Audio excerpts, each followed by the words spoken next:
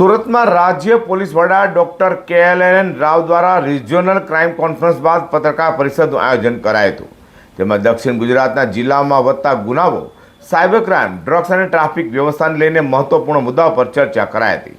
તો સાથે LPG gas અંગે પણ તપાસ કરવા આદેશ અપાયો છે. સુરત આવેલા રાજ્યના પોલીસ વડા ડોક્ટર KLN રાવે જણાવ્યું હતું કે સુરત જિલ્લામાં યોજાયેલી રિજિયોનલ ક્રાઇમ કોન્ફરન્સમાં દક્ષિણ ગુજરાતના 5 જિલ્લાઓના ગુનાઓની વિગતવાર સમીક્ષા કરવામાં આવી હતી.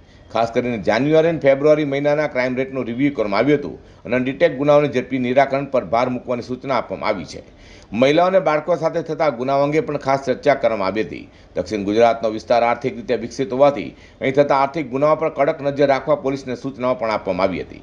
સાયબર ક્રાઇમને આજના સમયે મોટો પડકાર ગણાવતા રાજ્ય પોલીસ વડાએ જણાવ્યું કે હાલમાં 18 પ્રકારના સાયબર ગુનાઓ બનતા હોય છે.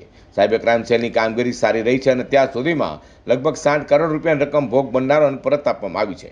વધુમાં તેમણે કહ્યું કે અગાઉ PCR વાનને ઘટના સ્થળે પહોંચવામાં લગભગ 20 મિનિટ સમય લાગતો હતો, જ્યારે આ સમય અડધો થયો છે.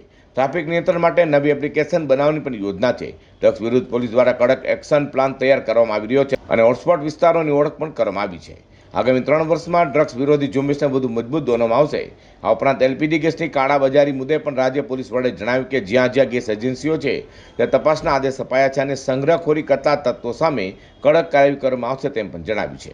બિલકુલ સાચી વાત છે કે ગુજરાત સરકારનો અને કેન્દ્ર સરકારનો પણ એક ઝુંબેશ તરીકે આપણે આવતા 3 વર્ષમાં એક એક્શન પ્લાન બનાવવાનો છે. જે રીતે માન્ય UHM સાહેબે કીધું છે કે માર્ચ સુધીમાં એ નક્સલવાદ ખતમ થઈ જશે અને નેક્સ્ટ આવતા 3 વર્ષમાં એ આપણે જે ડ્રગ્સનું દૂષણ છે સમાજમાંથી એ નેસ્ત નાબૂદ કરવા માટે આપણે નેમ લીધી છે અને એના માટે પણ આપણે ગુજરાત સરકારે આપણે એક્શન પ્લાન બનાવ્યું છે અને જે હોટસ્પોટ્સ છે, જે રેડ ફ્લેગ્સ છે ડિસ્ટ્રિક્ટ્સમાં, કચ્છથી માંડીને આપણે દરિયાઈ કિનારો અને ભરૂચ અને બાકી જે ડિસ્ટ્રિક્ટ છે, જે વલ્નરેબલ ડિસ્ટ્રિક્ટ છે, એના ઉપર વિશેષ ધ્યાન આપવામાં આવશે અને કેન્દ્ર સરકાર પણ અને ANTF anti narcotics task force એની ગઠન કર્યું છે અને ગયા બજેટમાં જ એને સેન્કશન થયું છે અને એના પણ આપણે પાસે SP લેવલના અધિકારી અને પોસ્ટ સેન્કશન થયા છે.